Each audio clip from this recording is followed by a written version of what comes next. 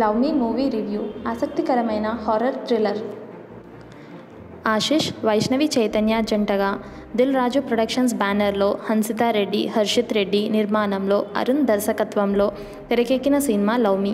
చిన్న సినిమా అయిన ఈ సినిమాకి ఆస్కార్ విన్నర్ కీరవాణి సంగీతం అందించగా స్టార్ కెమెరామెన్ పిసి శ్రీరామ్ సినిమాటోగ్రఫర్గా పనిచేశారు. దయ్యంతో హీరో ప్రేమలో పడే ఆసక్తికర కథాంశతో టీజర్, ట్రైలర్తో ఈ సినిమాపై ముందు నుంచే అంచనాలు ఉన్నాయి. లవ్ మీకు ఇఫ్ యూ డేర్ అని క్యాప్షన్ ఇచ్చారు. లవ్ మీ సినిమా నేడు మే 25న థియేటర్స్లో గ్రాండ్గా విడుదలయ్యింది.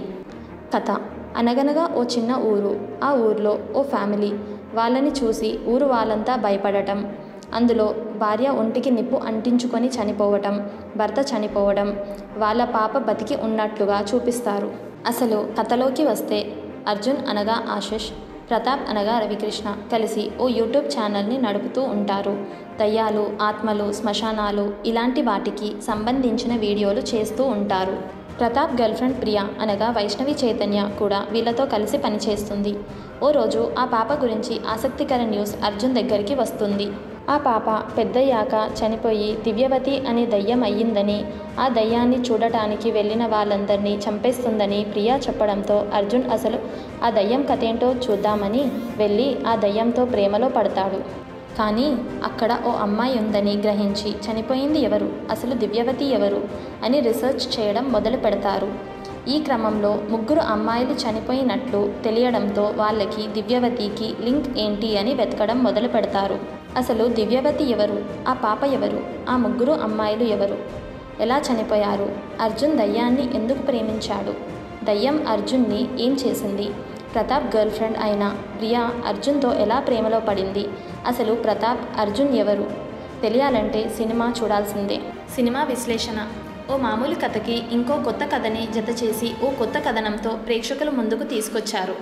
దర్శకుడిగా అరుణ్ మొదటి సినిమాతో సక్సెస్ అయ్యాడని చెప్పవచ్చు. సినిమా మొత్తంగా లవ్ మీ ఓ దయ్యం కోసం, ఆమె చుట్టూ ఉన్న కథ కోసం హీరో పాత్ర చేసిన రీసెర్చ్ ఏంటి, ఆ దయ్యానికి హీరో ఎలా కనెక్ట్ అయ్యాడు అని ఆసక్తికరంగా హారర్ థ్రిల్లర్గా తెరకెక్కించారు.